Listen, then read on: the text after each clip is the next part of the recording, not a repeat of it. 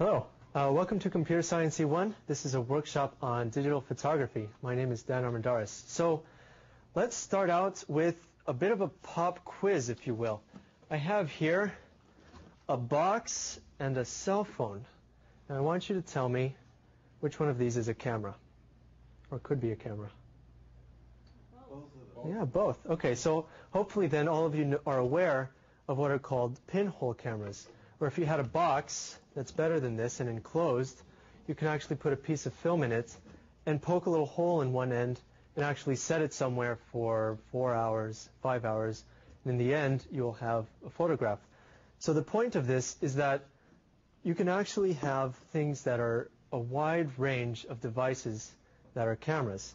Today we're going to talk specifically about digital cameras, but you should realize that a lot of the terminology from film cameras moves over into the digital realm for our convenience, and also so that there's a lot of interchange between the two formats.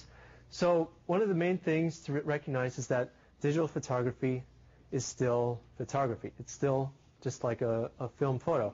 So like I mentioned here on the notes, a digital camera is still fundamentally the same as a one-time use camera. It's still fundamentally the same as a pinhole camera, such that there are several major factors that are the same between all of them. First one is that there's usually a way to frame the photo that you're about to take. In a regular camera, for example, or perhaps in a larger camera, you would have a viewfinder where you put your eye up to it and you can then frame the scene that you're about to take a photo. In one-time use camera, it also has a viewfinder. Maybe a little hard with a pinhole camera, but you can kind of tell just in terms of where you aim it. Next thing would be a mechanism to focus light. Now normally, this would be a piece of glass, like this lens here, that focuses the light coming in one side, focuses it out of the other side and onto the film plane in the camera. Now with the pinhole camera, though, there is no glass. It's only the tiny, tiny hole at one end that focuses the light onto the film plane. The next would be there's a mechanism that can control the entrance of the light to the sensor or to the film. Usually this is a shutter. So you may recognize from film cameras, you hear the noise every time you take the photo, the very classic photograph noise with the clacking shutter. That is the shutter opening and closing to let light into the film. In a pinhole camera, I keep going back to this, but it's just to illustrate the fact that even a very basic device can be used as a camera. In a pinhole camera, all you have to do is have a piece of duct tape over the hole. When you're ready to expose it, you open the duct tape. 4 hours later, after you get a very nice long lunch, you come back, you put the tape over, bam, your exposure is complete. Next, light shines onto a film or onto a sensor for recording. Now, with the advent of digital photography, the mechanism for recording is a little bit different, because in film, the photograph is recorded directly onto the film, but in digital photography, it's recorded onto a memory card. This doesn't matter. There's still a device that captures the light in the scene for recording. So the differences between cameras are in the exact implementation and the exact details of these steps. But it's convenient, like I said before, to think of digital cameras in terms of film cameras. I think that one of the huge things about this course is that we try to get you more comfortable with computers by telling you a little bit how they work, by giving you some background on how hard drives work, how the computer communicates between its devices. This helps you, at least we hope, it helps you get a better understanding of computers, makes you more informed so that you can purchase a computer that you know is right for you, so that you can use a computer the way that you want to use it. So similarly, I'm just going to talk about, for a while, some things about cameras, about photography in general, before I relate it back to digital photography, so that everybody knows, is comfortable with it, and we can just jump right into digital cameras. So first thing about a camera is exposure. So what is a photograph? It's basically just something that records, well, it's a medium by which we can record light. So we may have a scene, a rectangular scene, if I could draw more straight, and we have a tree on one side, we have a person in the middle, for example, we have a car. All we're doing with the camera is recording the light projected by the scene or reflected by this scene. Oh, thank you. Maybe it would. Now, this is very similar. This is a way that we can use, just like we have vision, we can capture, capture the Kodak moment, for example, as they would say, by recording it permanently, not so much in our memories, but with a camera. But you have to realize that there are differences between a camera and the way that we work. So our eyes are amazing things. We have rod cells and cone cells, and each rod and cone cell can actually adapt to various degrees to different amounts of light. So you could, let's say we were looking at this scene drawn here. You could actually have the sun in the background, for example,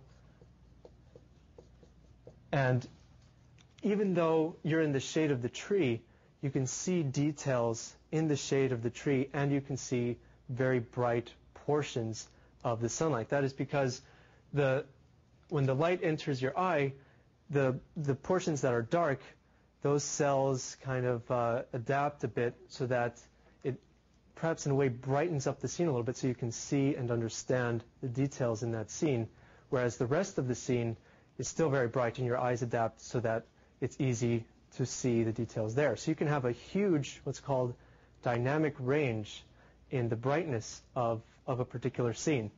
Cameras, however, you have to realize there's a huge technical limitation to this. They cannot do what our eyes can do. You can set one exposure, so you can set a certain range that a camera can detect, and it will only detect that range in the entirety of the photograph. So that is why if you are taking a photograph of this scene and you can see the detail of the tree and you can see the detail in the sky, so you can see the clouds, for example, if you try to take a photograph, the dynamic range is not as high, and you will only see, depending on how you expose for it, you'll only see the sky and the clouds, and you'll see the tree as a dark silhouette, or you will see the tree properly exposed and the sky has suddenly turned bright white. So let's talk about exposure. Understanding exposure is key because this lets you master the physical limitations of a camera. This will let you know what kind of camera is right for your needs. This will help you focus less on how bad your photo looks and focus more instead on the contents of the photo. Maybe we'll talk about different things such as if you have a young child, for example, that likes to run around, we'll talk about when you want him to be blurry so you can portray motion versus when you want him to be still so you can see what he's doing. Basically, if you master exposure, you can take a photo without worrying about the quality of it so much as the contents. So let's move on. Since photo is made through light, it's important to know how this photo or how a camera can manipulate light. So there are 3 ways that a camera can manipulate light. Like I said before, the film of a film camera or the sensor of a digital camera have a limited range of light that it can accept and record. If it's too much light, it'll appear bright white. It'll appear white and your photo will be what's called overexposed. If it's too dark, it'll be underexposed. You'll lose all the details in either overexposure or underexposure. You'll have no details in the photo at all. So you may recognize this if you take a photo of someone that's backlit. Everyone says don't take a photo with your subject between you and the sun. That's because the background will be completely blown out. It'll be completely overexposed, whereas the foreground will be okay. So there's 3 main ways that a camera can manipulate light, manipulate the intensity of the light so that it will be properly exposed on the film sensor. There's the sensor sensitivity, or ISO. There's the aperture, which are known as f-stops. There's the shutter speed. So let's think about some of the most obvious ways that we can use to manipulate light. So how do our eyes work? We have the iris that opens and closes, for example, when it gets dark, or when it gets dark, it opens a little bit more to let more light in. It physically lets more light in. This is similar to the aperture of a camera. Now, let's say you were, I can't think of a good analogy. I was coming up with crazy analogies the whole time during section, and so I think I'll pass on that for now. But in the aperture of a camera, I think this is actually the hardest one to understand, but we'll get this out of the way first.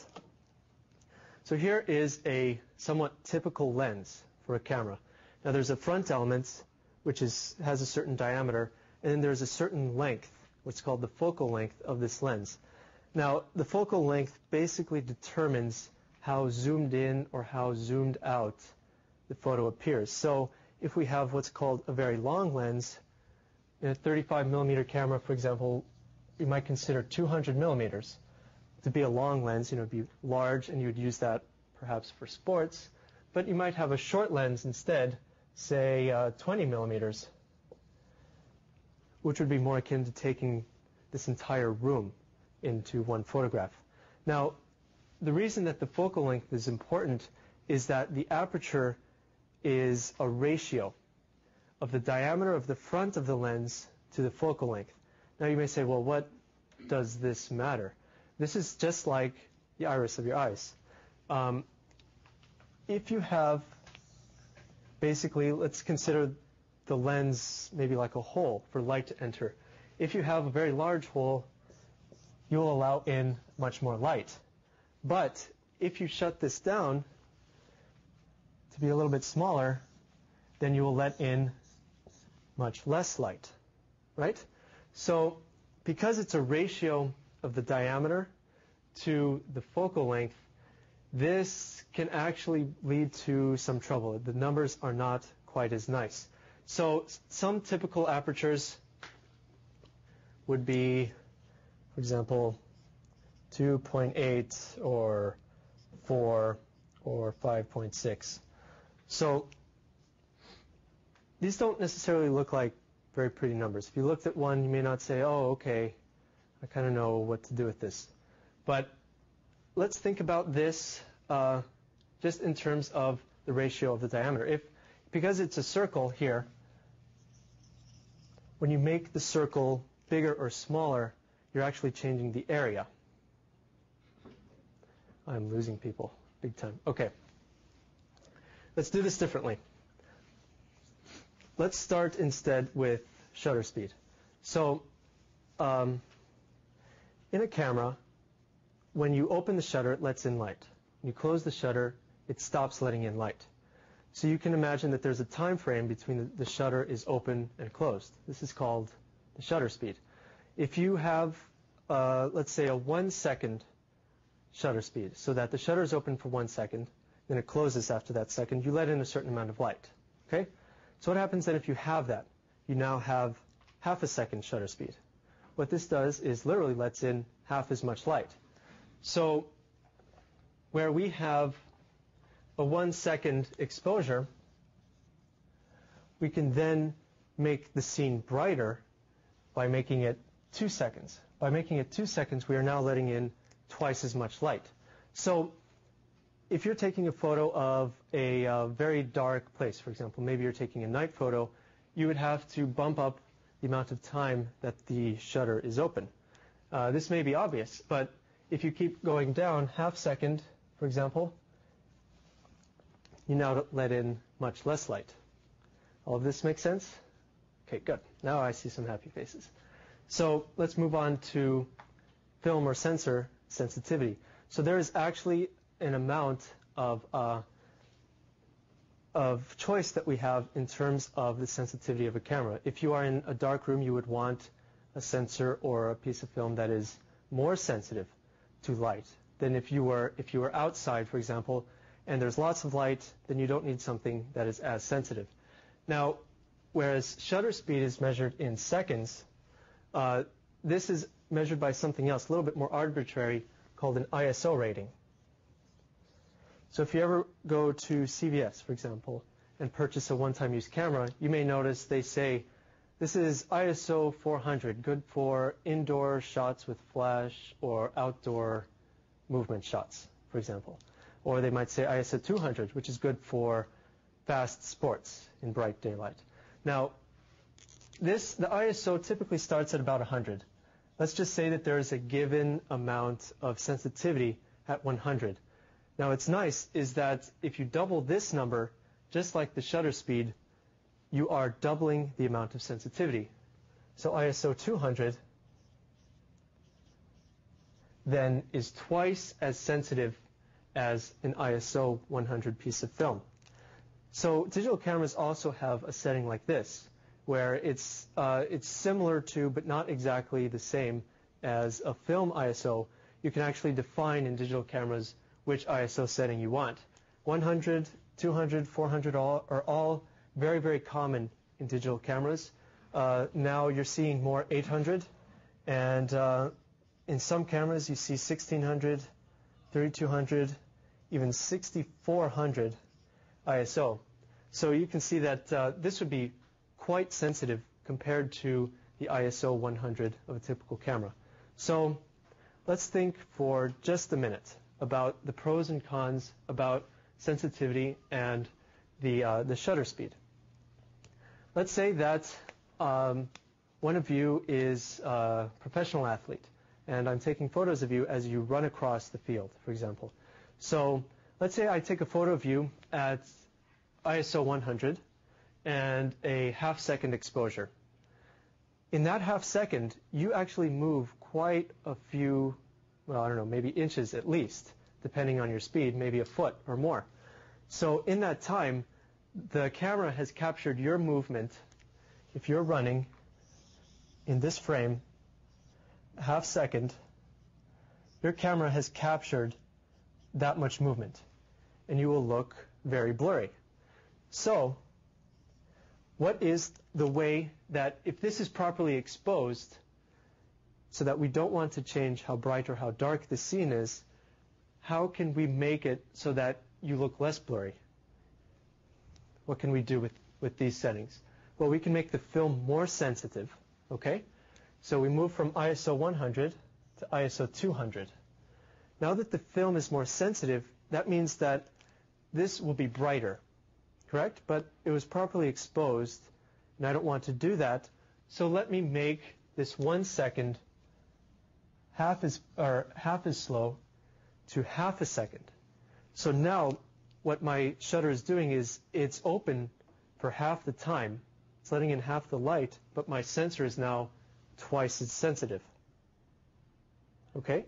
So now the scene looks the same, but instead of moving this much in your photograph,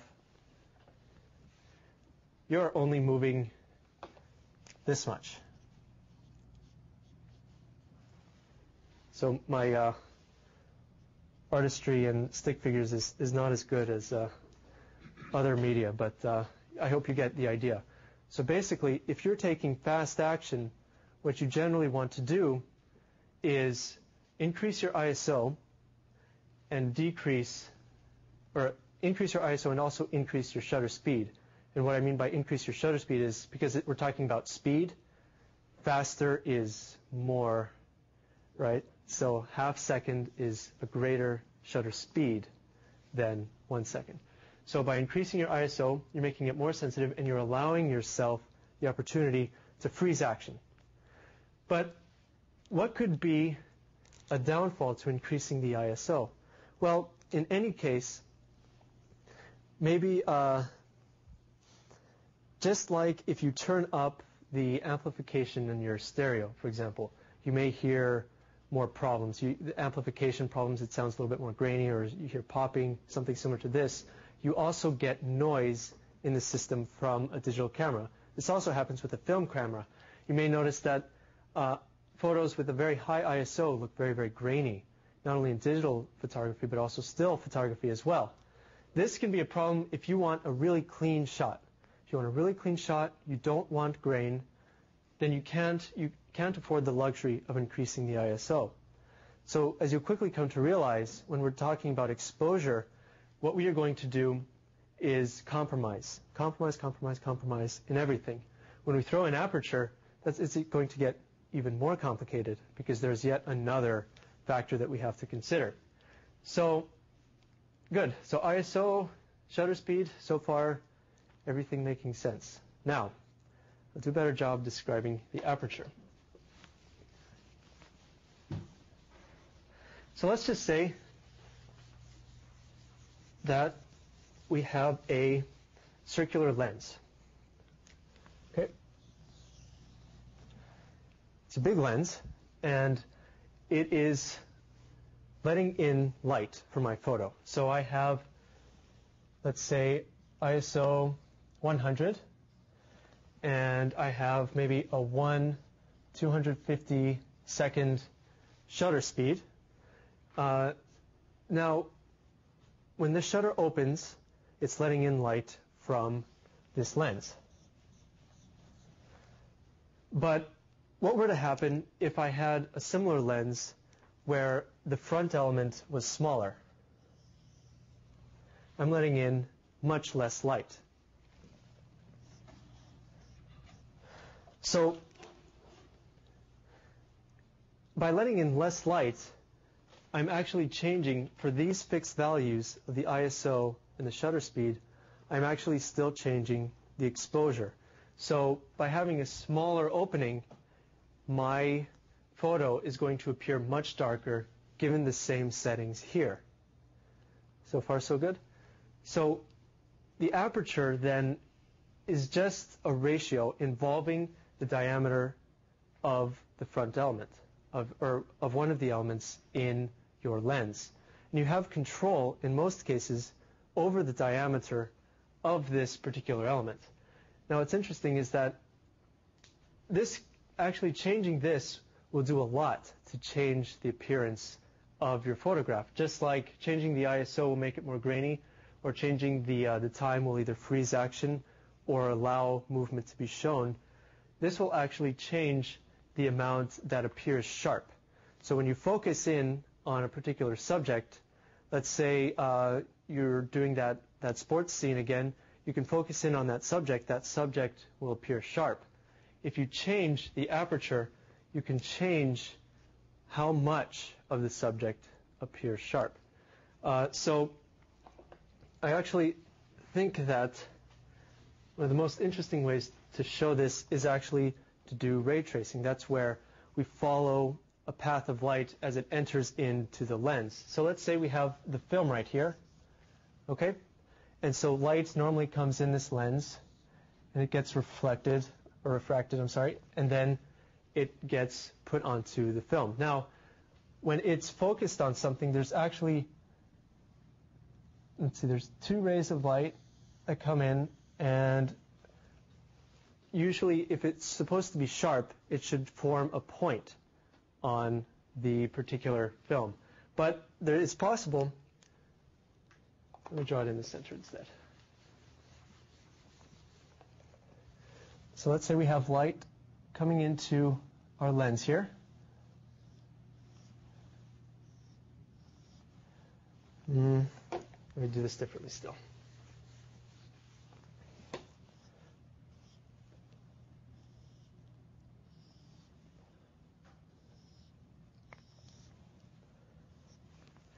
So if we have two rays of light coming in, they form a point on the film plane. This appears sharp. So the subject that these rays are coming from appears sharp in this case. If the film plane were moved back to here, for example, it will appear to be fuzzy or out of focus. That's partially how focusing can work, is that it moves a set of elements such that the rays that converge at different places are then focused on the film plane differently. But let's consider then that we have a much smaller aperture. So now when we have rays come in, they're much more elongated. Oops.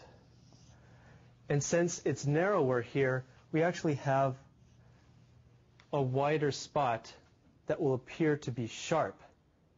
So what this means is that if you close the diameter of your lens, not only are you letting in less light, you're also increasing the distance that appears to be in focus.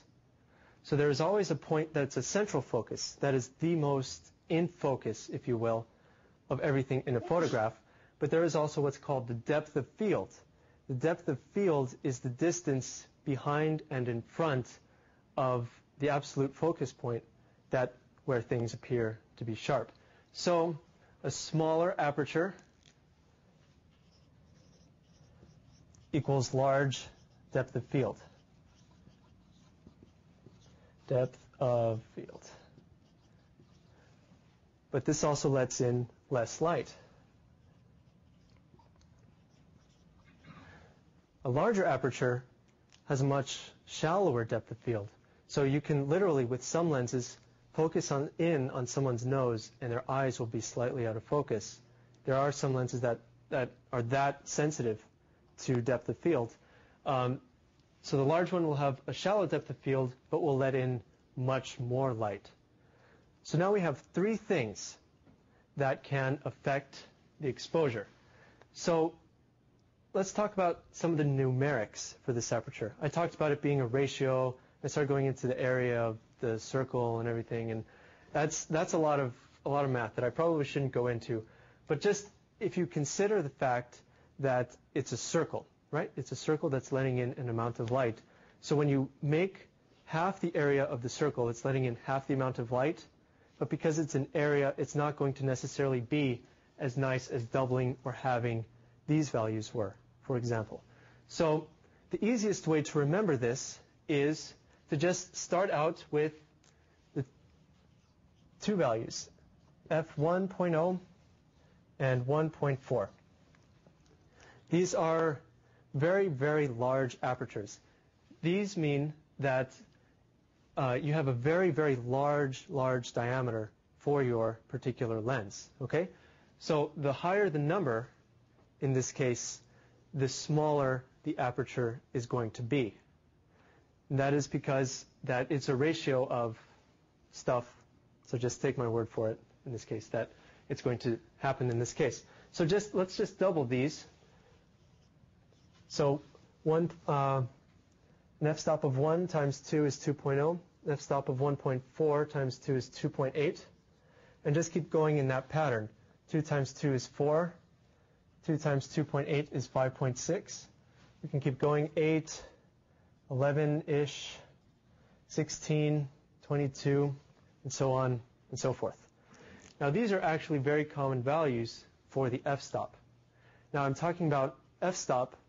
When I say stop, I actually mean an amount of light. So if you have or double the amount of light coming into the frame, that is called a stop. So let's say we have ISO 100. We can actually have a stop faster of light by increasing it to ISO 200. Okay? Similarly, we could have 1/250th of a second shutter speed, and we can actually make it a stop more light by saying 1/125th of a second, right? Because 1/125 is a shorter amount of time. It's a longer amount of time than 1/250th of a second. So similarly, between each of these numbers is a stop. So by setting your lens, changing it from 2.0 to 2.8, you are letting in half as much light. Okay? So there's actually a general rule of thumb. For bright daylight, we can have, if we go back up here, for bright daylight, we can have ISO 100 at 1/250th of a second at about stop f8. And so we can go from there. So let's change some of these things and try to figure out what they do. Let's say that I'm taking photographs of sports, so I want a faster shutter speed. Well, one of the things I can do is change the ISO. So in terms of exposure, in terms of how brightly lit your photograph appears to your camera, let's I lost my train of thought. So if, in terms of how bright this appears to your camera, we can make this unchanged by changing two of these values. So we have many options from here, of course.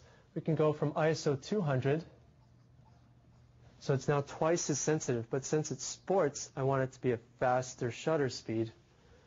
So we can go to 1/500th of a second. And now I can capture action twice as fast as I could before. But f8 will remain the same just because we've already done enough to balance out the exposure. So there's still more we can do. Let's say we wanted to keep this 250th of a second. Maybe we're just taking portraits outside, and 250ths of a second is enough to kind of capture someone holding themselves still. But we want to blur the background a little bit more. So we want a shallower depth of field. We would then change the f-stop here. So we have 250ths of a second. We want a shallower depth of field, so we would change it to f5.6, right? So remember that I erased it already, but it was 8, 5.6, 4, 2.8, 2.0. This is a pretty good range here. So remember that a smaller value here means that it's letting in more light. Now we have a couple of options then. We can either decrease the ISO so that it's less sensitive, but ISO 50 you don't see very much. So we probably have to say, okay, let's change this to ISO. Let's keep it at ISO 100 and then instead just make it a faster shutter speed. And that's perfectly okay. So all of these exposure values are actually the same thing. Now you're probably saying, okay, this is really boring. How does this relate back to what we want to know? When you're purchasing a digital camera, digital cameras have different amounts of limitations in terms of these three exposure settings. So some of them, for example, have a shutter speed limited to about 15 seconds. That sounds like a long time, but if you're taking a night shot, that might be kind of limiting for you. Some of them have fixed apertures such that you cannot change. There's a physical limitation where you cannot change the aperture of the camera. And why is this bad? Well, you may want to change how much is in focus. You may want to have that sort of artistic control over your particular camera. Another thing would be ISO. And I'll talk a little bit more about this in a second, but especially very small cameras have trouble getting more ISOs, or have trouble getting a range of ISO outside of, say, 100 to 400. Sometimes it's just difficult for it. Now you're seeing more 800s, but, well, as you'll see in a little bit, in terms of digital cameras, bigger is most of the time better. So does everyone understand the relationship between these three things here? Okay. So I actually have an example for you. Real-world examples of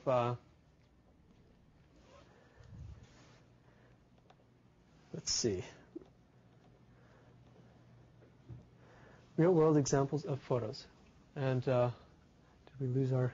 Okay, it's coming up in just a second. So here on the screen are two photos.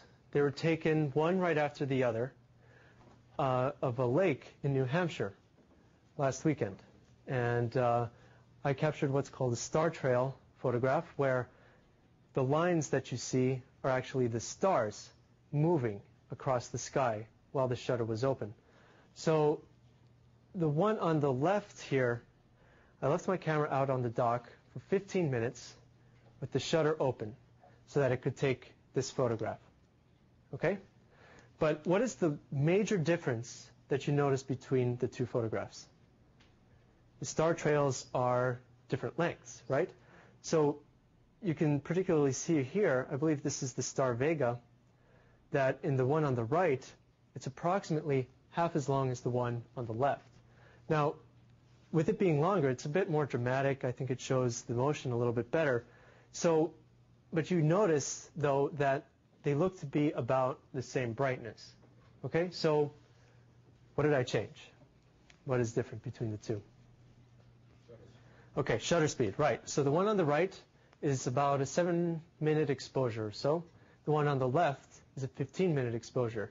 But like I said before, they're about the same brightness. They're not because of some color issues, but they're about the same brightness, so I had to compensate with that.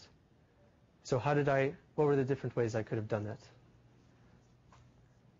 If I have a longer shutter speed, then I can that means that I'm letting in twice as much light, so I can either decrease the sensitivity, make it less sensitive, or I can I can close down the diameter, I can close down the aperture a little bit more. In this case, let's zoom in a little bit. And what do you notice about the sky on the left side to the right?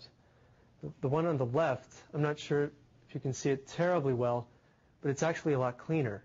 There's not as much noise. So what I did in this case was I changed the ISO from 800 to 400, and so not only did that give me a more clean image, but it also, at the same time, allowed me to get the more dramatic star trails that we see here. So, great. So that's one example.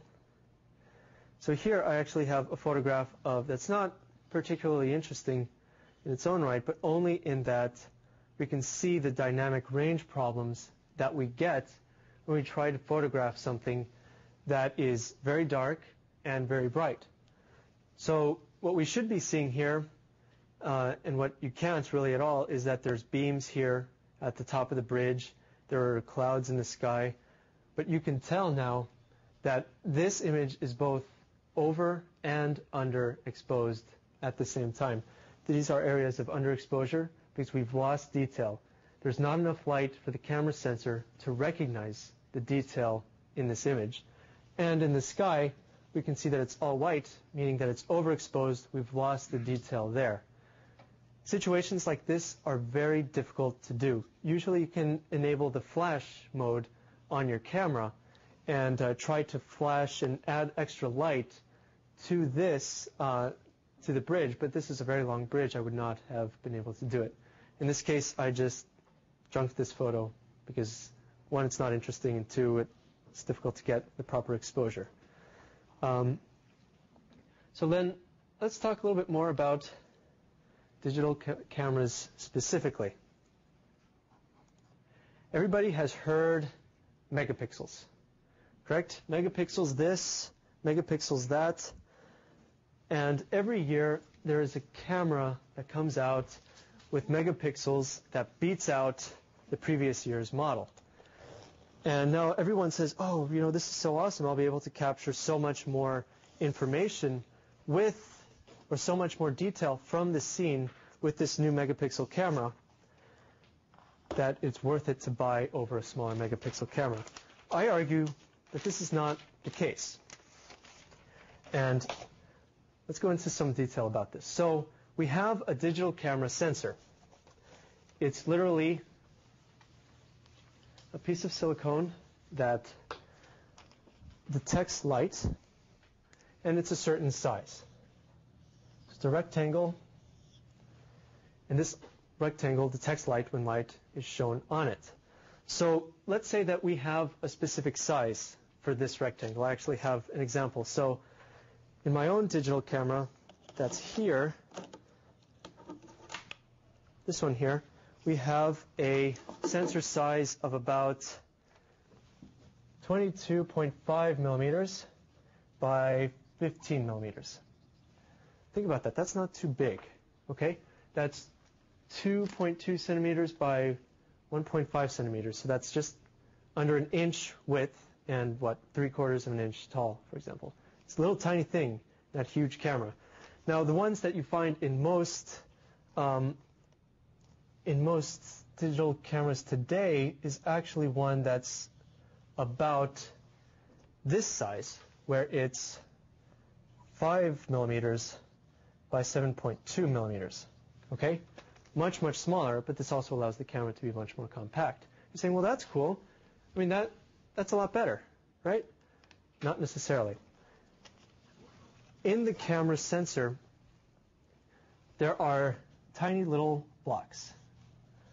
And these blocks detect the light. These are what give you the pixels, okay? So on this particular sensor, on mine, I have something like 3,300 by 2,500 or so. You multiply them together, and you get the total number of pixels in the image, or 8 megapixels, okay? So I have an 8 megapixel camera. So, but let's consider the fact that this sensor is 8 megapixel, okay? The smaller sensor is 8 megapixel. So what happens then to these photosites, the sites that detect the light? What happens to them in this sensor here? They're much, much smaller. Much, much, much smaller. So I have to throw out this analogy, even though I've been doing a terrible job with them today. Let's consider photosites to be buckets. Let's consider light to be rain. Let's say you put a whole bunch, thousands of buckets, so you had an 8 mega bucket resolution, okay? And you were capturing rain. You wanted to maybe observe rain pattern over the city of Cambridge, for example. So if you have big, wide buckets, it'll capture certain amounts of rain. But if you have narrow buckets, your error is going to be much greater, especially if it's in a drizzle, right? So if it's not raining as much, the narrow, tiny buckets aren't necessarily going to catch as much. So you'll have a higher error rate when you're trying to measure how much water you've collected. Similarly, when you have a photosite that's this small, compared to when you have a photosite that's this small, you are actually letting a lot more error in to your particular capture of light. So what this means in real life terms is that this has to work a lot harder to capture the same amount of light than this has to capture. Okay? And what were we talking about when we have to increase the sensitivity for a particular sensor? We get more noise, right? So sensors that are this small are actually a lot noisier than, or well, in most cases, can be noisier than sensors that have the same amount of megapixels but are much larger.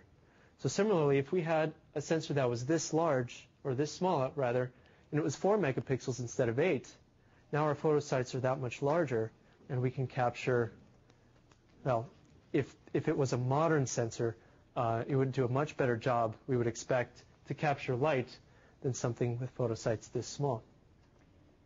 Does that make sense? Yes, question? You're saying that both of those are 8 megapixels. That's correct. So both of these are 8 saying, megapixels. You're saying that each pixel is much smaller in the smaller camera because the amount of the pixels are the same. That's right. This is just, the megapixels are the same in these two sensors, but it's just a matter of scale. You have to, in order to make this sensor smaller with the same number of megapixels, you have to shrink the pixel itself. Okay. And so if in our buckets we had to get a certain amount of rain to be able to consider it a valid measurement, you would need a much bigger bucket to get the same amount of rain than a smaller bucket, for example. So does that make sense to everyone? So it's difficult to compare different years. So, for example, a sensor that's 8 megapixels and has photosites that are very small, in this case, may still be better than a sensor from 5 years ago that was much, much larger. It just depends. That's just a matter of advancement of technology. So when I'm talking about this, I'm really talking relative to technology for a given period of time. So when this makes sense, we can only compare this to cameras of the same time period. Okay? So, but there's another thing as well. Remember when I was talking about shutter speed? If you move the camera, or if the subject moves when the camera is taking the photo, it will appear to be blurry. Okay? So in 1 second, quite a bit can happen. I can get from here to right there in a second. Okay? But in 1/1000th of a second, I don't move as far, right? Because, well, it's hard to move very far in 1/1000th of a second. So let's consider then the size of these photosites again. If we have a very small photosite, so let's see, we have, in this case, let's just consider this, instead of to be 3300, maybe it's 2250 pixels as the width.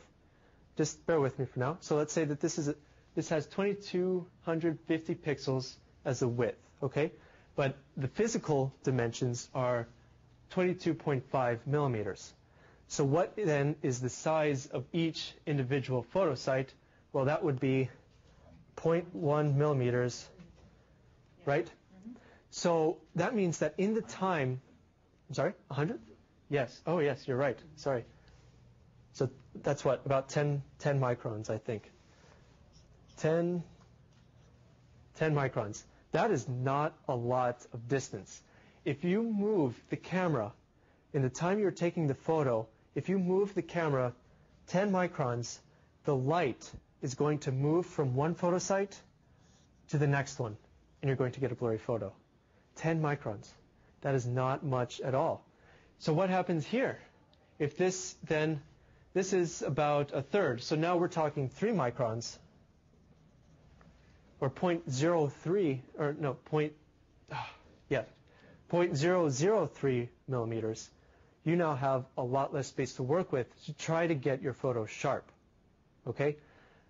In any case, I recommend tripods. If you have anything that's going to be, half a second or longer, maybe a second, 2 seconds, you definitely have to have a tripod, because I guarantee you it's difficult or near impossible to hold a camera within a 10 micron tolerance while you are taking a photo. So this may happen to you if you're trying to take a photo inside of a church, for example. You're not allowed to use flash. You're trying to get a photo of the gorgeous ceiling, maybe, and you move the camera just enough, your photos will look like this. Very, very blurry, very, very shaky. And it's for this reason that the light is moving from one photosite to another. Yes? The same thing is true of film, isn't it? Yes, the same thing is true in film. Although film doesn't have photosites, it actually has chemical granules that modify. But yeah, the same thing is very true in film as well. Yes, that's why the analogy still kind of works between digital photography and film photography, is because it's fairly similar. The smaller the piece of film, the more difficult it is to get a sharp picture. That's why people like. Yes, exactly. For a smaller bit of film, it's difficult to get a sharp picture. But that's also because if you have a smaller amount of film, you can't.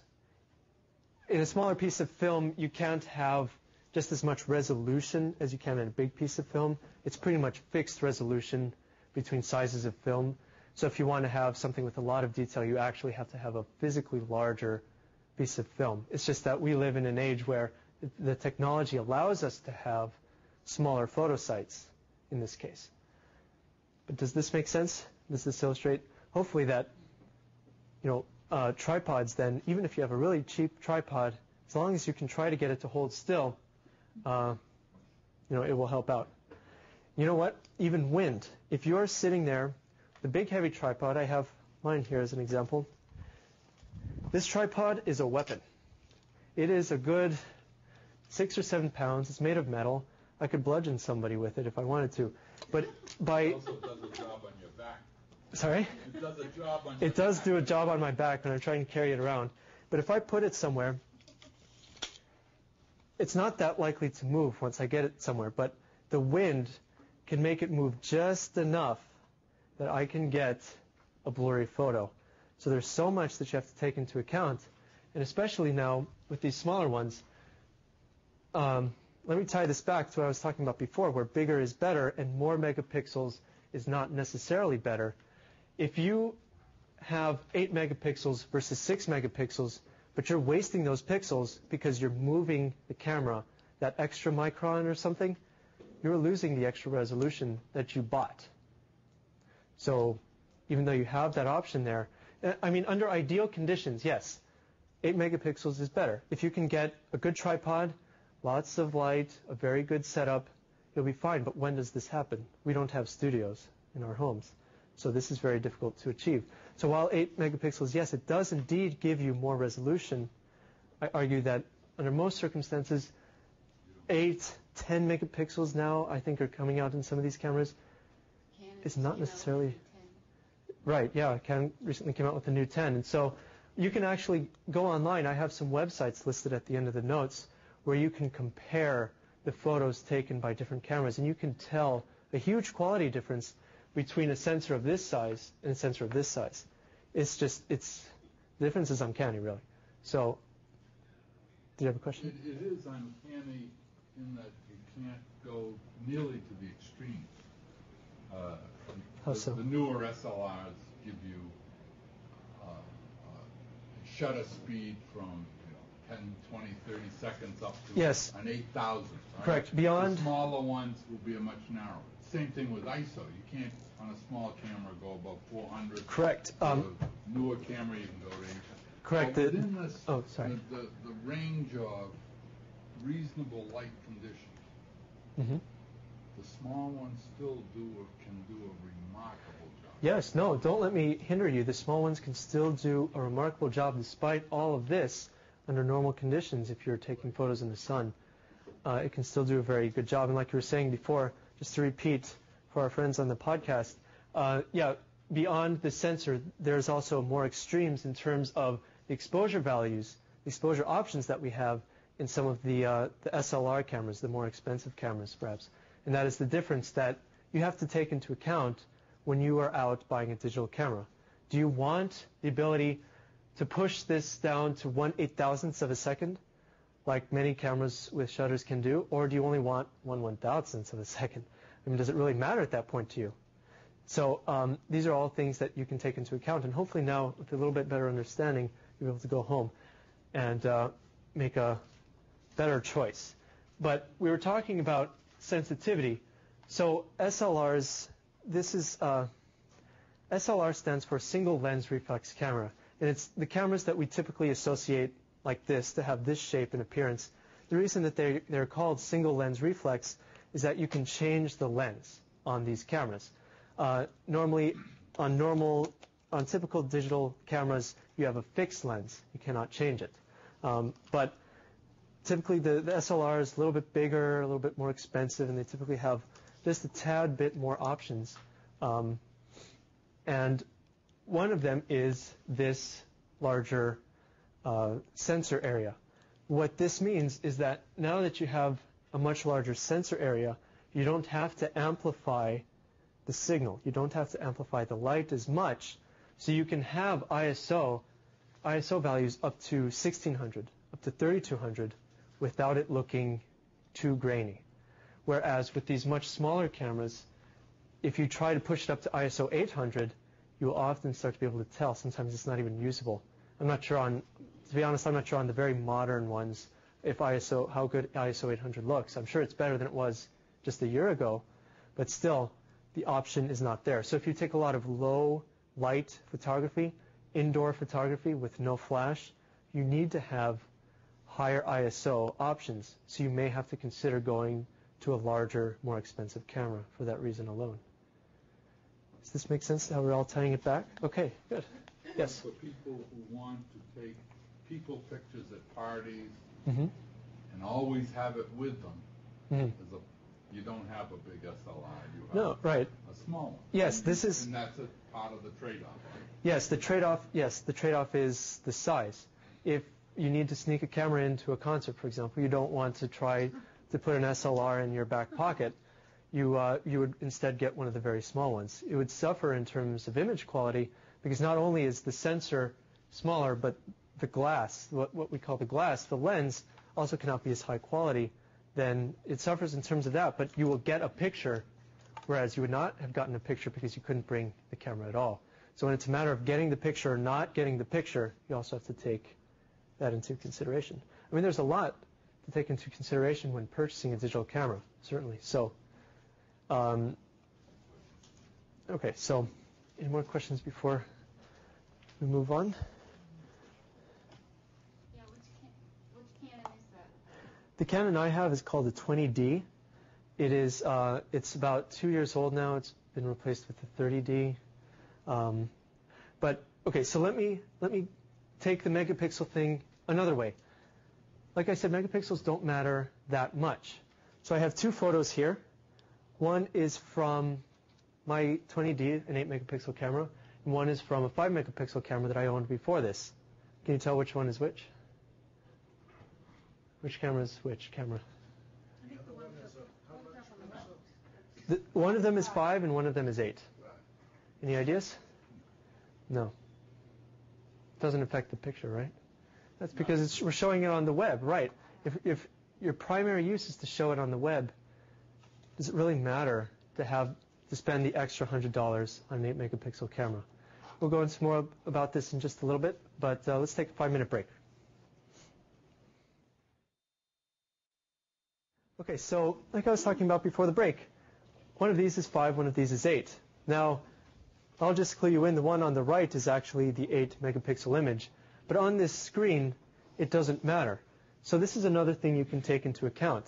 You can save money on purchasing a high megapixel camera if most of your shots are going to be displayed online, for example.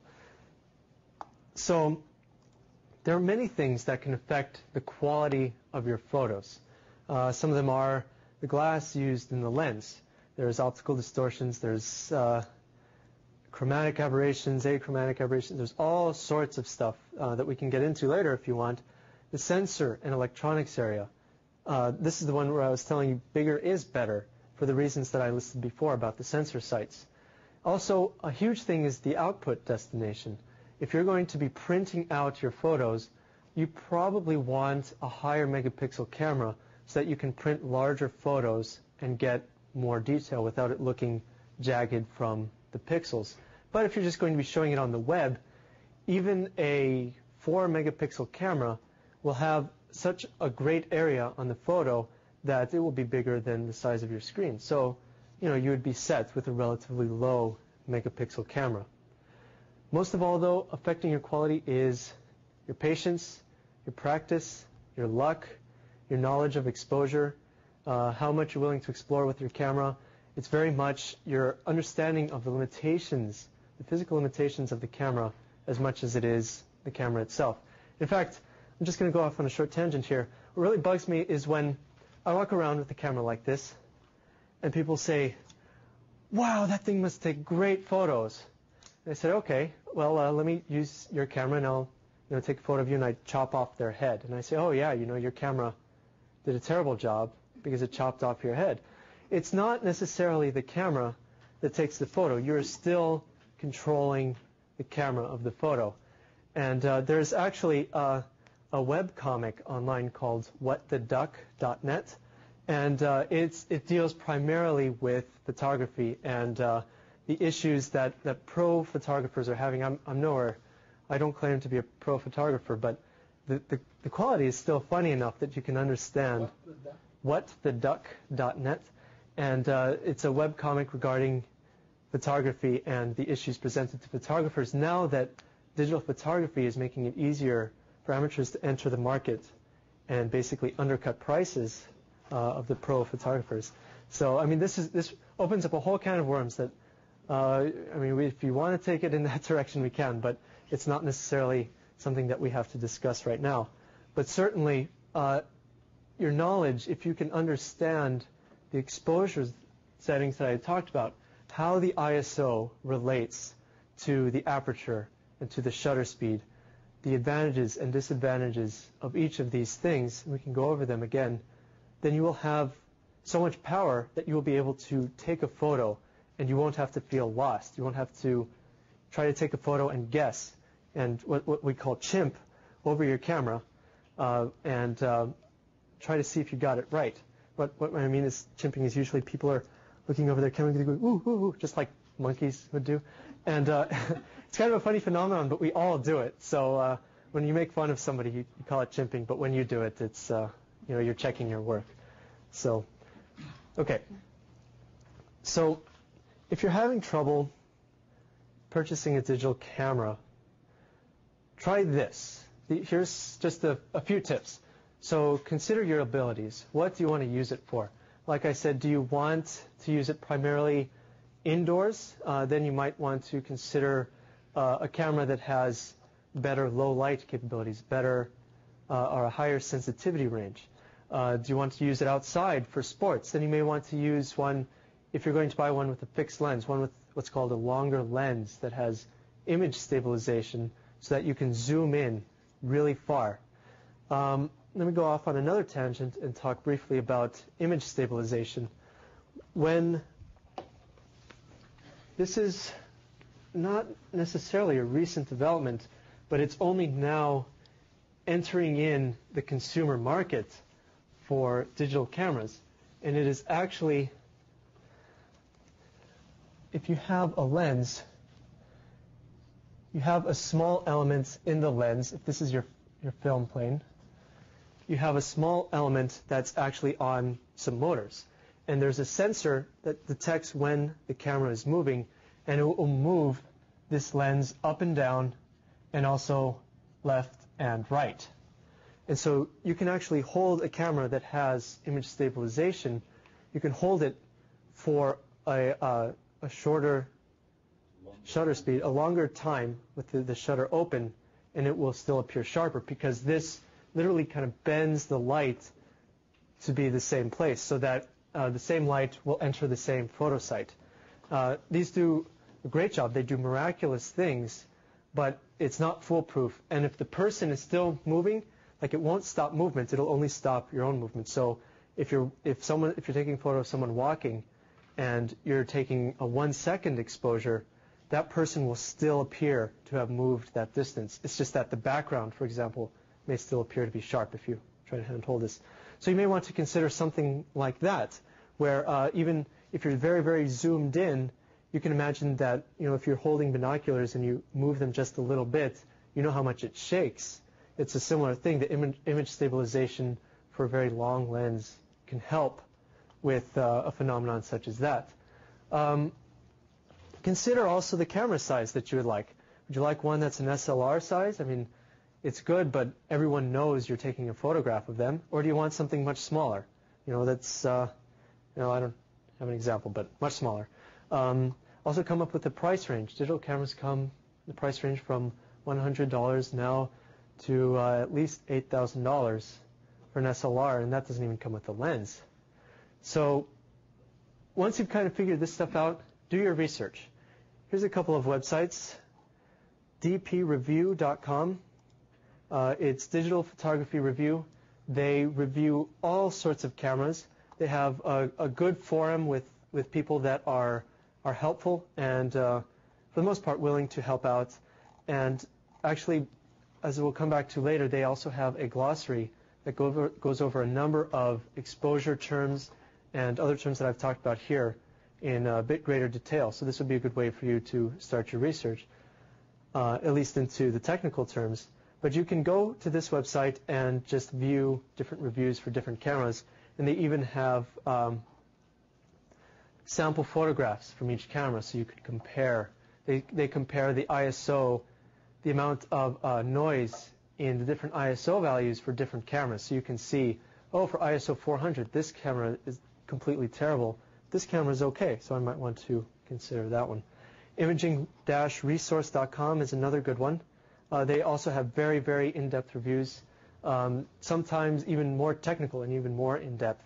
But it depends on your own personal taste which one you want to go with first. So, like I said before, don't necessarily go by megapixel. It's a factor, but it's not the most important thing. Get enough megapixels for what you need, and don't worry about it. Consider it a luxury if it's going to be more expensive, for example. Basically, modern digital cameras have enough megapixels for 4x5, 5x7, even 8x10 photos that are very sharp. I believe some people say you can get away with 3 megapixels at 8x10. I think 4 megapixels is the minimum. 5 is even better in that case, of course. But it's completely up to you. You can even make larger prints. But if you're not going to print very much, then don't worry about it quite so much. So digital cameras have lots of dials, don't they? Sometimes they come with manuals that are larger than the camera itself. You don't know what everything does. So basically, a lot of them just have different settings that try to be smart for you in terms of, well, I don't have it up anymore, but the exposure settings that I was talking about. So they might have a little guy running, for example, and this will try to increase the ISO and increase the shutter speed because of sports. You want it to be as high of a shutter speed as possible. Then there is like a portrait one, for example, where it will open the aperture up as wide as possible, because then you will blur the background and your subject will be the model that you're taking a photograph of. But now that you understand, or at least hopefully have in the back of your mind, the way that these things affect each other, you don't have to use these simple modes anymore. You can go to the more advanced modes and try, experiment a little bit for yourself. Try to figure out what works best for you. Personally, I use the aperture mode. I think it was like 95% of the time, just because I know how in-depth I want my camera to be. Then I can set the ISO separately for about how much light I think, and the camera will tell me a shutter speed. If it's not an acceptable shutter speed, I can then change the aperture. I can change the ISO, remembering how they all affect each other. And this helps me come up with a plan. Like I showed you the star trail from the lake. I guessed at first that 7 minutes would be enough, but it wasn't, so I could change it at that point. Let's see. So there's also a self-timer on many cameras. I'm not sure why I mentioned that. Most people hopefully know what the self-timer does.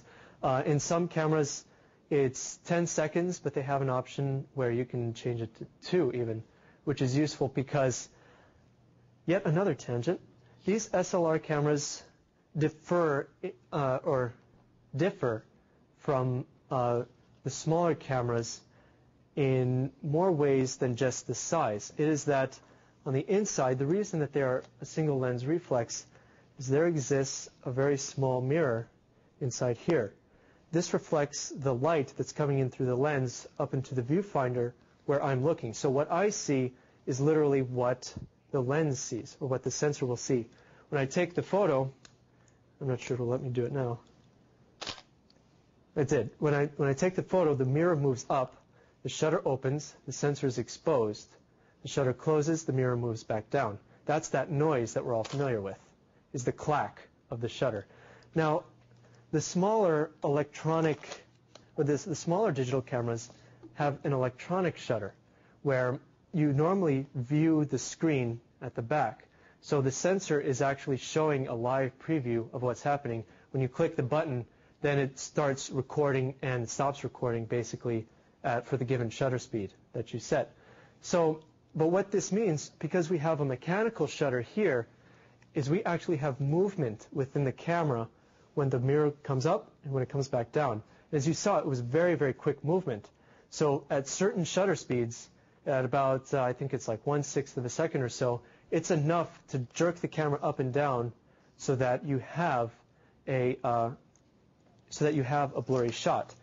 So we have, in that case, many of these cameras come with what's called mirror lockup. This is especially true even in film cameras. They had this where what you do is it locks the mirror up first. You frame the camera, you turn on mirror lockup. It moves the mirror up so that the vibrations stop. And then when you push the button, the shutter opens and closes. And the shutter opening and closing is relatively much less. So this helps reduce vibration as well. So that's one reason why you would want a 2-second self-timer, for example, so that you could frame it, set the mirror lockup, and then in 2 seconds it takes the photo after the vibrations have gone. So shooting modes, I talked briefly about them, like the little guy running. There's the portrait one. There's even a night mode one, and there's a whole bunch of them. I think in most cases you can infer what the shooting modes are trying to do. So you have an example of one, right? So is there one that, do you mind if I take a look here? Okay, so let's see. We have one here where there is there is a person with the moon behind them. So what would we think this camera would try to do in that case? This is kind of a trick question. So it's going to be a night shot, a portrait night shot. So what it's going to do is actually have a flash, right? So it exposes the person, and then it's actually probably going to leave the shutter open for a little while longer so that the background has enough time to expose. So when you have a flash, what's interesting is that you can actually kind of do two exposures at once, if you will, just in that when you have the burst of flash, the camera records that, but the rest may not have filled in for another couple hundredths or thousandths of a second. But if you, hopefully telling you this, you'll be able to recognize this, and in the future you can say, okay, sounds like a good time for me to use flash and a longish exposure with a tripod, of course, and then you can get a very nice looking, well-exposed person that's still, because the flash flashes very quickly, and a very nicely exposed background. Then the others I talked about were, the portrait, the sports. There's a macro mode as well, but that can also change the lens itself. Flash, I think flash is very much a matter of choice. I don't like flash that much. I would much rather bump my ISO up to 1600, 3200, get a bit of grain in the shot, and get the natural lighting from the room than deal with flash. And that's because the flash tends to have a different color temperature than, say, the rest of the light. So you can have a flash and the person will look blue, and the background will look very red. If you're in an incandescent room, for example, no, I don't really like that. I prefer to have the natural lighting. It's, of course, up to you. There's another problem with flash is that when you take a photo, you often see shadows right behind the person, and that's because the camera can only see where the light reaches.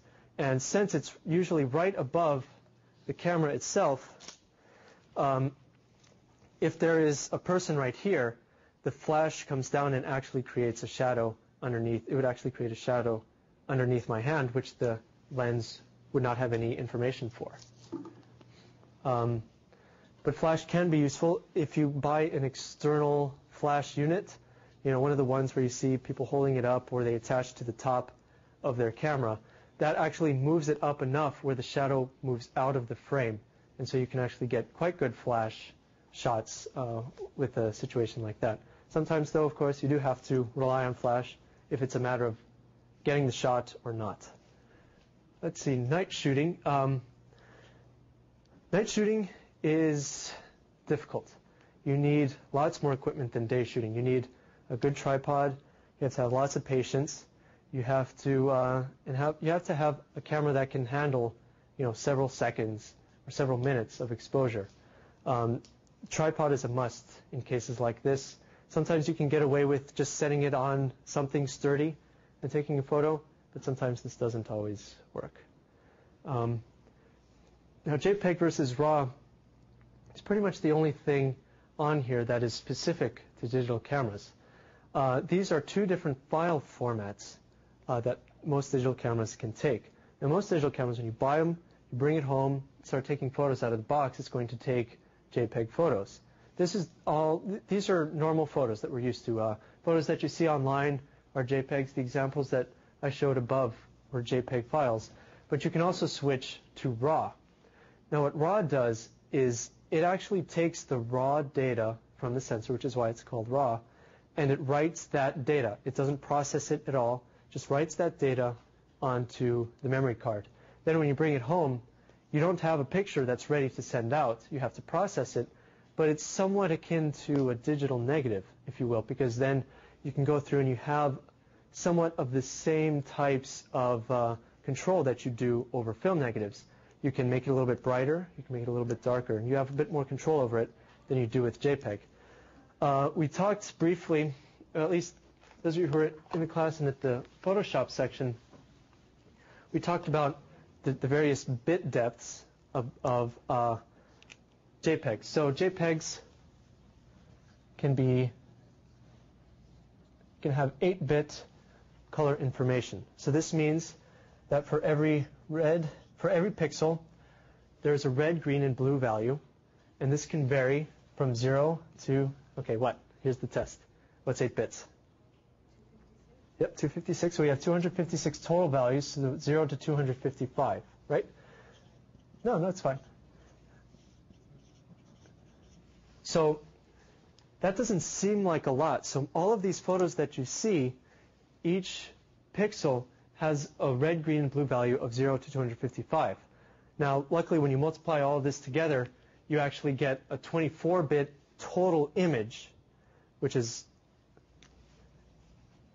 so you get a total of 24 bits, which is actually pretty good. That's like 16, is that 16.7 million? See, I don't even remember. David would be mad, but it's actually quite a large number, and so you'd have good gradation. However, when you take a raw photo, you actually get, in many cases, you get 10-bit, 12-bit, and we're not quite up to 16-bit. The 10 and 12-bit are pretty good. And so I don't actually know the exact values of these, but it's that means that this is multiplied by 2 twice. So we actually have probably up to 1,023 color options in each case.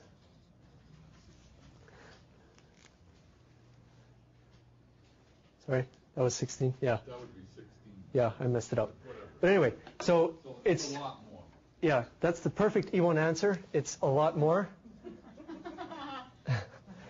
And so this means that you have more natural color gradation. So if you go into Photoshop and you manipulate your photo such that you want to pull out a little bit more color out of it, you can, because you have that much more information. You're not trying to make information up.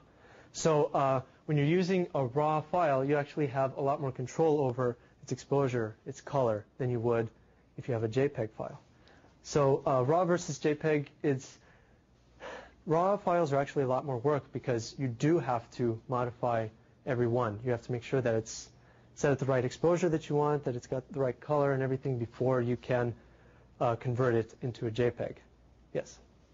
In my own experience, one of the big differences is that when you take a JPEG picture in a digital camera, typically it will sense what the proper color balance is. That's correct. Whether it's incandescent or whether it's sunlight or whether it's cloudy, and it adjusts for that. Raw doesn't adjust, and so later in the software you can change from what it would look like in incandescent to what it would look like in bright sun. That is absolutely correct. And it gives you that much more range of flexibility. Yes, in the JPEG files, the camera applies what it considers to be the correct color balance. So as you know, in fluorescent lighting such as this, if you were to take just the regular photo, it would appear to be a bit more green, for example, than if you were in an incandescent room. The reason this isn't an issue with digital cameras is that it basically somehow figures out what it thinks is the color temperature of the room, and it adjusts. When you take a raw file, when you take a photo that's in RAW, it does not apply this information to the photo yet because it's not processed. So you can go back later, and in software you can actually change if the color balance isn't right. For example, mine tends to make photos that are kind of warm in incandescent lighting. It kind of goes a little overboard, so I like to just pull it back a little bit, make it look a little more natural, where I could not do that if it were JPEG because it's fixed. The color information is fixed. And especially since there's less bit information in the JPEG, you have less control over the amount of change for color. So RAW does have its uses, and you can certainly save. I've saved photos by using RAW than I would have if I had tried to take JPEG, because it also, with this much more color information, also at the very dark ends and at the very high ends, it saves more information, and so you can sometimes rescue photos that in JPEG would look overexposed or underexposed. Okay.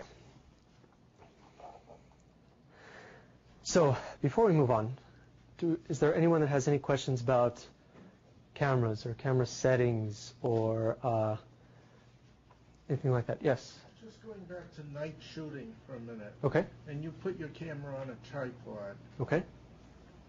Will the typical SLR digital camera determine the exposure length that you're going to need, Yes. even though it's 5 or 7 minutes or something like that? So most digital cameras, including SLRs, do detect automatically the exposure up to a certain degree.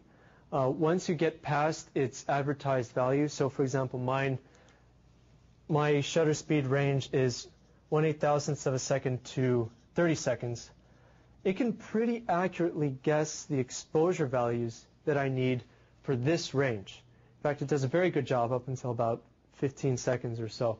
But in the case of that lake shot that I showed you where I needed 7 minutes, it had no idea.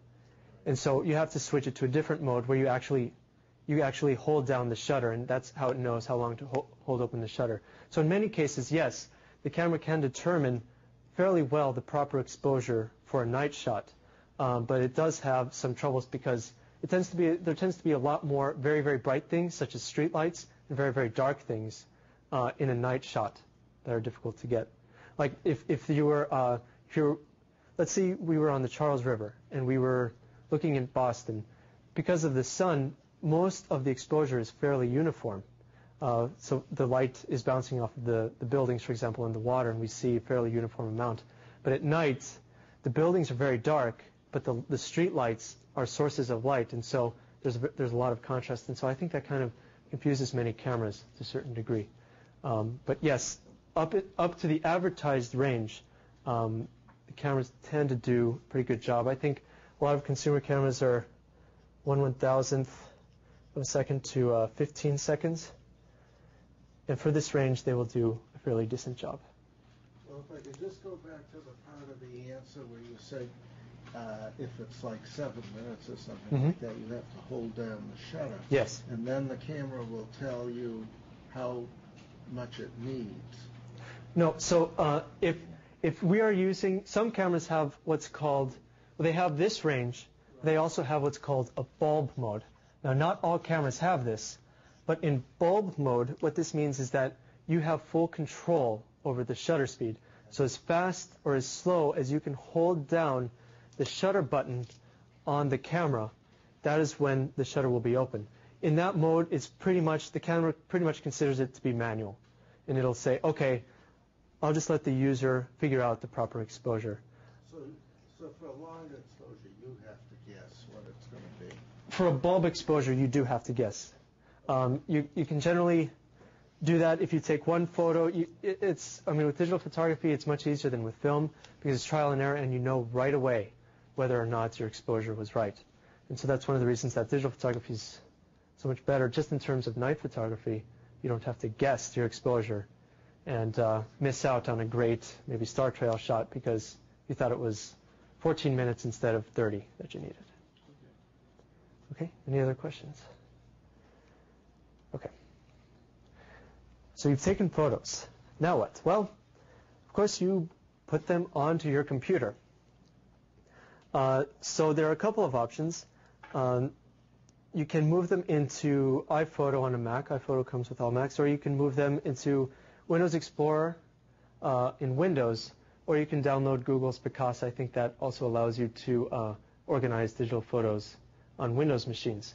There's a couple different ways that you can transfer the files from your camera to your machine. I have two examples here. One, this is a little USB device that allows me to take the memory card out of my digital camera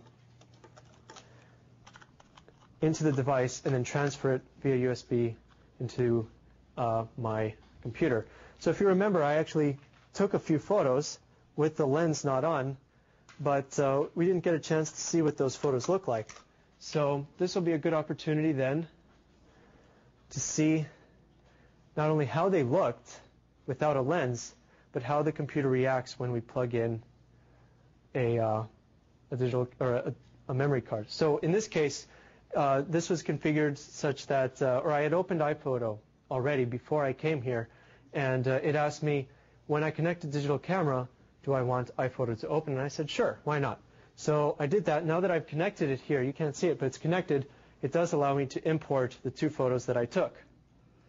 So by clicking import, it then moves the photos onto your hard drive.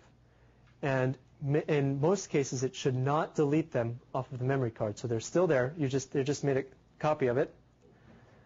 It should transfer. So, and then you can then organize them as you wish. So another way to do it would be, which I find slightly more annoying, is to actually connect via a cable the camera directly to the computer. Now this is kind of cool because with some cameras, particularly with SLRs, you can then control the camera with the computer. So what I did years ago, we had a lunar eclipse in October. Oh, that's something completely different.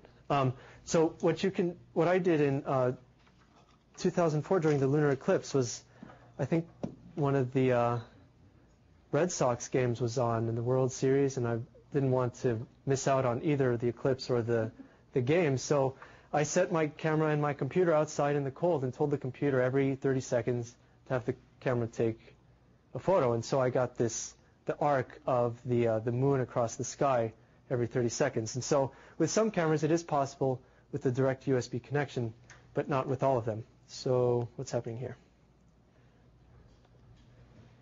Uh-oh. Right. So I think what I should do, I have some other photos here as a backup. Thank goodness I did that. So here somewhere is the original, whoops. I have the original photo of the star trail, and we can import that and take a look, see what it would look like if this would decide to behave.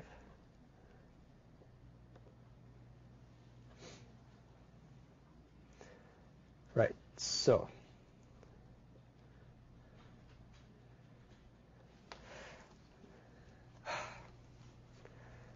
technical difficulties, of course, at the wrong moment. So what you can do, I'm going to use another program called Aperture. This is actually one that I use personally. I don't use iPhoto because I find it somewhat limiting. There are many more advanced programs that can help you manage your photos and modify your photos, but you have to pay for some of them. So let's see. Okay, open. So right here, now we have, it's importing some photos. It changes from one application to another, the specific steps for importing your photos, but for most of them, it's pretty much the same. You click import, you find your memory card, you plug it in, and you import your photos. So here, this is from my my road trip to New Hampshire this last weekend when I decided that I was sick of Boston and didn't want to be here anymore. I have here actually the original star photo. Let's see. So it's kind of small, isn't it? Okay. But let's take a look at some of the things that we can adjust. This is, in particular, a raw photo. So I have quite a bit more leeway, as I mentioned before, over its contents, over its fine-tuning, than I would if it were JPEG. Let's see. Oops. Okay, here we go. This is better. Now, hopefully you can see from the photo that the stars were actually moving.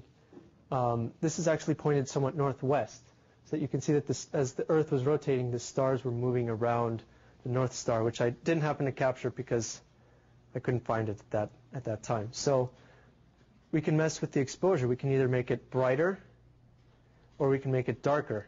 Now, this is much more useful in RAW than it is with JPEG, because if you tried it with JPEG, you don't have as many bits. It's going to try to make up information where it doesn't exist. and you're going to get some weird artifacts in many cases. Saturation is good because saturation modifies the amount of color that you have. So you can either make your greens greener, for example. You can make your colors a little bit stronger by increasing the saturation of your photograph. Contrast basically makes the darks darker. It shortens the range, the dynamic range, if you will, in a certain way, such that now what was originally somewhat dark is now very dark, and what was before somewhat bright is now very bright. And so it looks kind of silly on my screen, but if we turn down the contrast, we can see that it approaches gray, because now it's compressing everything to be about one color value.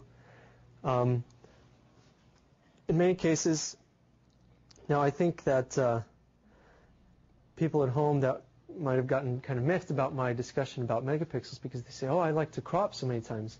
And yes, this is a pro about having a number of megapixels.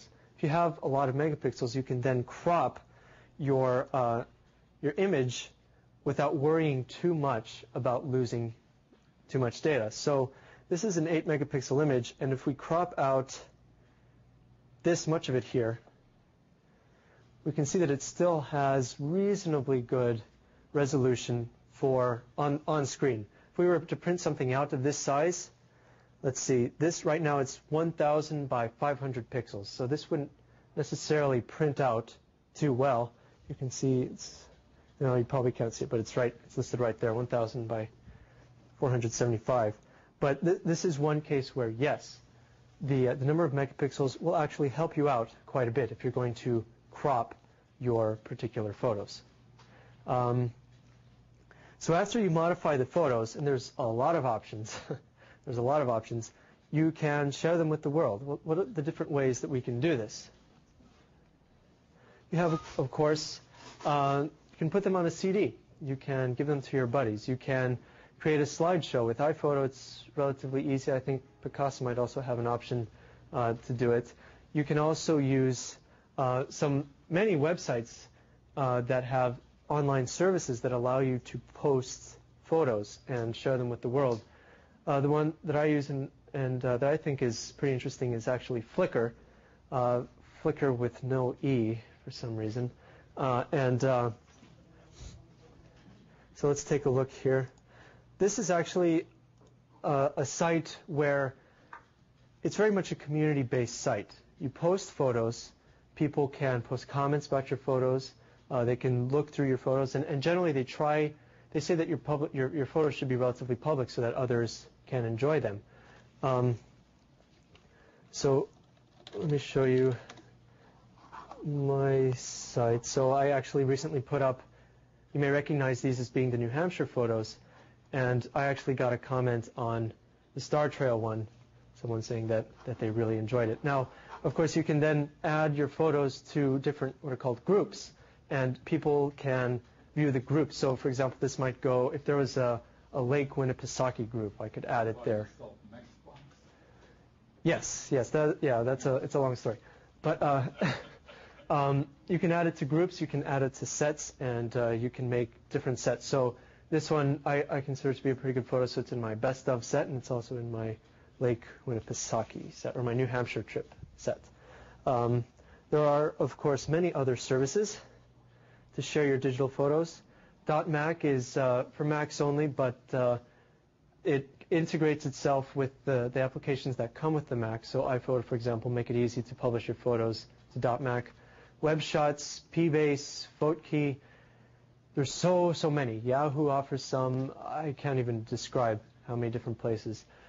These will help you resize your images in many cases, tag them, put captions on them so you can share them with the world. I kind of blew through this section because I wanted to see if there are actually any questions, because I think people mostly have a generally good idea about how to move photos on, but maybe you have a question from there? No? Okay. So how about some trivia? What would you say if I told you that this camera that took this photo cannot detect color. Would you believe me? Cannot detect color. Would you believe me? Yeah? Well, just because I'm asking. Or it cannot detect color. So when I was talking about sensors before, I was talking about the photosites. Now, it was, oops, what did I do with the other one? My discussion about the resolution of the photosites was only somewhat misleading. That's because I was following what is considered to be, I suppose, standard knowledge about, or just the standard assumptions about sensors. But typical SLR sensors cannot detect color. They detect colors, or they detect values from black to white, and that's it. What we have, if we were to blow this up, is we have 4 photosites arranged in an array with a color filter over it. So there's a red filter here, a green filter, and a blue filter. Now this actually makes a very large pattern. And, excuse me, so this makes a very large pattern. But actually, so you can see that by using this, it actually takes about 4 pixels on the sensor to make 1 pixel on the image. Okay? So for this reason, you are actually not getting as sharp of an image as you could. To get the true resolution, because you have to have 4 photosites for 1 pixel, to get the true resolution, you have to kind of shrink your photo down to be about a quarter of the size. Now, luckily, digital camera manufacturers have gotten pretty good at writing algorithms that can not only use the 4 here, but can use these 4 to create 1 pixel. It can use these 4 to create 1 pixel. It can use these 4 to create 1 pixel. But you can see that if we basically consider the crossing over of 4 pixels to make 1, that our sensors are supposed to have more photosites than they are advertised to have. And this is true in many cases when you look at the specifications of your digital camera. It may say you have 6.2 megapixels, and then it'll say in parentheses 6 megapixels effective. And what that means is that there has to be the extra row along the end here for it to try to figure out or try to gather what it thinks are the pixels. So this can actually lead, as you can imagine, to some bad guesses. It can lead to distortions in your image. So if you take an image, for example, of this carpet, I wish I could show it better, but it's basically a very fine pattern of lines. If you were to take a photo of it, you may realize that there's this weird effect. It looks like this wavy effect that kind of happens over it. You may have noticed it in some digital cameras, and that is because the sensor does not have the resolution that we expect it to, and it has to guess. It has to guess certain values, and so that is why we get a number of artifacts from digital cameras that we do not in film. Yes? Did you say all digital cameras have this problem, or just SLR? No, not all digital cameras. There are a certain subset. So this is called a Bayer pattern. Most digital cameras on the market, I believe all consumer digital cameras on the market use this. Mine uses it. My camera phone uses it. Yours probably uses it as well. But if there is another version called Foveon that has what appears to be a much lower megapixel imager. So it's typical for a Foveon one to have about 3 megapixels. Or maybe I think they might be up to 5 megapixels. But every pixel, every photosite is basically layered. And each layer determines a different color. So there's basically 3 sensors per layer. I forget what it is. I think it's like blue, green, and red or something. And that I don't remember exactly the order. But so for every pixel that this Foveon camera takes, it actually means a lot more because it's not guessing. So the photos are much sharper for a 3 megapixel Foveon than it would be for a 3 megapixel Bayer. So Foveon does, though, have some downfalls because the light has to travel farther for these layers underneath. It's blocked by the layers above. That means the sensitivity for these layers underneath has to go up. And what do we know about that? The grain goes up. So there are other problems with Foveon as well. Right now there's no sweet spot for these sensors. So you do have a choice. You can get the Foveon or the Bayer. But yeah, most of them use the Bayer pattern with the color filters on top of the digital sensors. Okay, let's see, how much time do we have? Any other questions about digital cameras? If not, we can go over even one. Actually, let me talk briefly about the quality difference between a large lens and a small lens. So hopefully all of us remember experiments, refraction experiments from when we were young. We would set up prisms in front of sunlight, and the prism would actually split, or it would refract the light, the white light coming in, into its components in color, correct? And we would see that along the wherever we had set it up. Everybody remembers this? We would use like a prism to split the color. This actually happens in camera lenses as well. So as the light enters the lens, certain frequencies of light, certain colors get moved to other places than other colors. So sometimes if you're taking a photo of a tree, for example, you have a tree branch here, looks like this maybe. Okay, I can't draw trees. It's terrible. Okay, and it's backlit, so the sun is back here. So you overexpose, let's say you overexpose the background. So the background, or the sky is all white, and you exposed it for the tree. What happens, and what you'll see in many cameras, is that there's a small purple fringe on the outside of it. And that's from the distortion that's caused basically from the similar effect from refraction as the light passes through the glass. And so when you have a very, very small digital camera, when you have a lens that's this big, you can't do as much to correct aberrations, what are called aberrations, from this sort of thing. So if you can buy a digital camera with a relatively large lens and a relatively small sensor, you'll actually do pretty well, because they might, well, size of course doesn't necessarily mean quality, but if you buy a large, good quality lens on your digital camera, it can do a better job of correcting for these problems. And you won't have so many strange artifacts and aberrations. Any other questions about digital photography? Or yes? Keep in mind that clock is very wrong. Yes, it's 10 minutes. It's 5 minutes of 5. Yes, I know. That's why. Yeah, I've been watching the clock down here, the computer clock. So, any other questions? If not, thank you for coming, and Thank you. have a great day. Thank you. Yes.